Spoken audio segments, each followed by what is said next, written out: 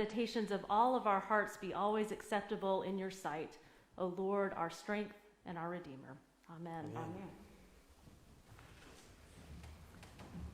I'm wondering if the Ten Commandments need a rebranding campaign. You see, there is already a healthy subset of our population who think of the Bible as only a rule book, as a place you go for just this kind of thing that we heard about this morning in Exodus, a list of do's and don'ts. We tend to treat the Ten Commandments this way at times. We put them up in classrooms, we make monuments out of them and put them in the town square. We assume that they're simple, that it's a matter of following the rules and staying within the lines. Now, this is okay, but I think that it can have some dangerous repercussions for our life of faith, and particularly for those of us, not so much those of us within the church, but those of us who are outside the church, those people that we would like to bring into the church. In a survey of millennial non-Christians, so this is the generation underneath me, the generation coming up, people in their 20s and 30s, millennials, significant percentages had fairly negative views about the Bible. For example, 27% agreed with the statement that the Bible is, quote, a dangerous book of religious dogma used for centuries to oppress people. We don't have that view, clearly, and as we have been on our journey through the Bible this past 6 weeks or so, we here in this church have come to appreciate the Bible as something quite different than a dangerous book of religious dogma used for centuries to oppress people. We've come to appreciate it as something more than just a rule book even. We've made our way through Genesis and now Exodus. We really haven't encountered rules up until today. We instead have found fascinating, funny, complex stories about people, very relatable people who get jealous and feel insecure and make mistakes. And we found that the Bible isn't so much a rule book as it is a love story between God and these very human people. And the Bible has been what we've been seeing in it. It's been a record of God showing up and continuing to reach out to these very human people. So today, when we do encounter a list of what seem like rules, I want us first to ask ourselves the question, how does this fit into that bigger story that we've been hearing about, that love story that we've been hearing about? And then I want us to ask if, rather than seeing rules as oppressive and restrictive, we might rather see these rules as part of God's liberating power. If we might see these rules, in fact, as the very essence of what it means to be free. So first, our story. We were introduced to Moses last week, and we heard the story of God's call to him through that burning bush to go to Pharaoh to argue for the release of the Israelites from slavery. We've now skipped ahead. We have skipped the plagues, and we've skipped the Passover, in which the firstborn of every Egyptian household died. We have skipped through Moses leading the people out of Egypt, only to get to the Red Sea and have Pharaoh's army hot on their heels, tracking them down. We have heard about God providing for the people again and again. When they got to the Red Sea, we saw God part the waters for them, and then we saw the waters come crashing back in over Pharaoh's army. When the people were thirsty out in the wilderness, they saw Moses get water for them from a rock. When they were hungry, God provided manna in the wilderness. And yet, despite all of this, the people complained. The wilderness was unfamiliar. Manna isn't what they're used to eating. They have no idea at all where they're going, where all this is going to end up. The people tell Moses again and again and again that they would rather go back and die in Egypt as slaves. They say that. again and again. Just take us back. Let us die.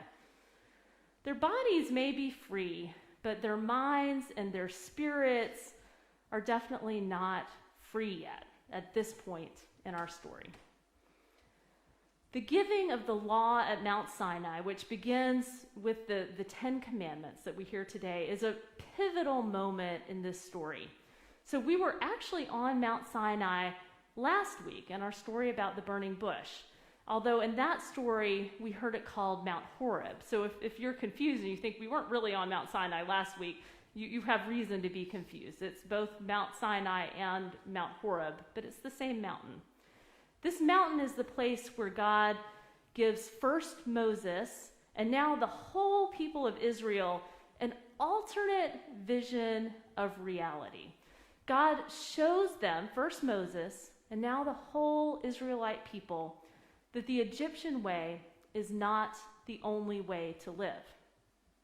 Presiding Bishop Michael Curry was speaking on a podcast this week about just this thing. He talked at length about Moses and about the power of casting a vision. And here's how he puts, I'm going to quote from Bishop Curry for a long time. This is how he puts the transformation that happens on Mount Sinai. Bishop Curry, has a way with words, so I'm going to quote Bishop Curry for a while. Bishop Curry says, "The moment of liberation in the Exodus, it didn't happen at the Red Sea. That's not when the Exodus happened. It didn't happen in the plagues of Egypt. It didn't happen when Pharaoh said, 'Y'all get out of here,' and the Hebrew slaves got free. It happened when Moses went on Mount Sinai and saw an alternate vision of reality, that Pharaoh's static vision of the world, of slavery, of slaves and masters, was not the only reality, was not the only vision. And Moses saw another vision, another what Brueggemann called an alternate possibility to the static God's enslavement of Egypt. When that happened, Moses was free, and it was only a matter of time before the Hebrew slaves would be free." Wow, I was blown away by that. Of course, Moses couldn't lead the people until he had a vision of where they were going. And that occurs the first time around when God speaks out of the burning bush to Moses and tells him about the promised land that they're going to. But what I realized in listening to Bishop Curry was that the giving of the Ten Commandments was also a moment of liberation for the whole people. And this kind of turned my ideas about this story upside down. And it made me wonder if we could see the Ten Commandments not so much as a rule book, as much as we could see them as a vision statement, as God's vision statement. A vision statement for how to live as a free people, as part of the covenant people of God. Think about it for a minute. All the people have ever known up until this point was slavery. 400 years of slavery in Egypt. All they had ever known was relentless work. All they had known was a system that devalued their lives and focused on wealth. More bricks, more work, more building projects. Of course they needed an alternate vision of reality. And they couldn't be free until they could see that there was another way to live. They needed to be taught about things like Sabbath, about the importance of rest, of having a break from work. They needed to be taught that God was the one who was in charge, not Pharaoh. They needed to be taught that relationships with family, but also with our neighbors, are more important than things. And they needed a vision for a completely different world than the one they had lived in Egypt. This is what God provides them as God starts to lay out these 10 commandments. This law, these commandments that God gives the people, are a vision for how to live in community, how to live in healthy relationship with God and neighbor.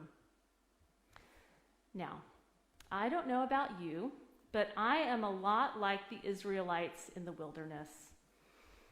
I, too, need an alternate vision of reality that frees me to love God and love my neighbor. Walter Brueggemann, who's the theologian that Bishop Curry was citing, says that we have gotten used to our own version of Pharaoh.